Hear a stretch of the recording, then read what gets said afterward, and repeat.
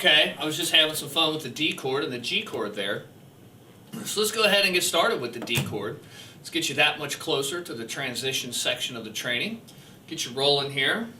So if you remember from our C chord and our G chord, we've got a pivot point, we've got an axis, we've got a reference.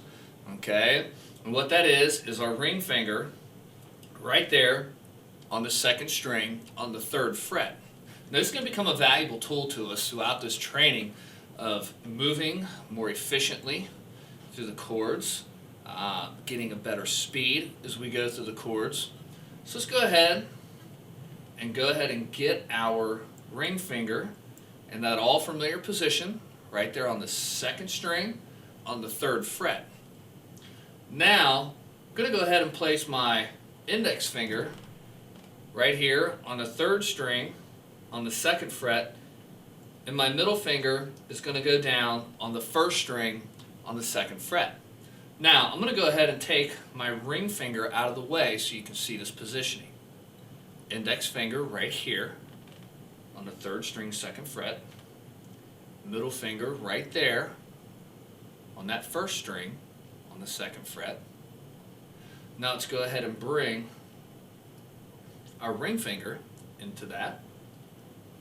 And now once you've got a decent position, I want you to look at how I hold my thumb on this chord. I do this one just a little bit differently because I'm down here near the bottom section of the fretboard. And what that does is you can still see the arch of my knuckles, my fingers. So my fingertips are still what's really playing that chord. Now that's just what's comfortable for me. If that works for you, that's great. If not, pull your thumb down around the back of the guitar, get that curve back in your wrist. Like I say, this is about what works for you, for your style. Your hand might be shaped a little bit differently than mine is. The muscle structure, the length of your fingers is obviously going to be different. So you might have to hold your guitar a little bit differently to compensate for that. So I'm going to go ahead and hold my D like this. My thumb up over the top. It's going to give me that good structure. I want you to take a look at that, and I want you to strum, this time from the fourth string on down.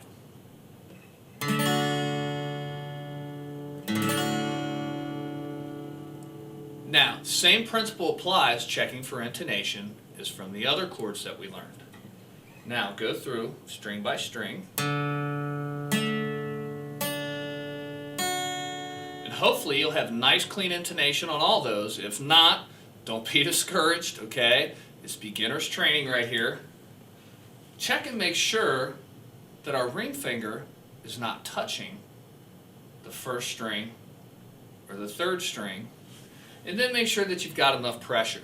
Now once you've messed around with that for a little bit and you got a fairly decent intonation, okay? If you have to, I want you to stop, rub your fingers out a little bit because they're probably sore from those steel strings, those brass strings on there.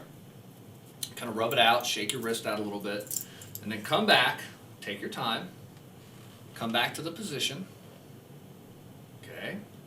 Get your ring finger down on there, get your guitar nice and adjusted for playing, and let's go ahead and strum out. And if we're doing okay on that, I'd like to work through the 4/4 strumming pattern like what we've done with the other chords. So if you're ready, we'll go ahead and get started with that.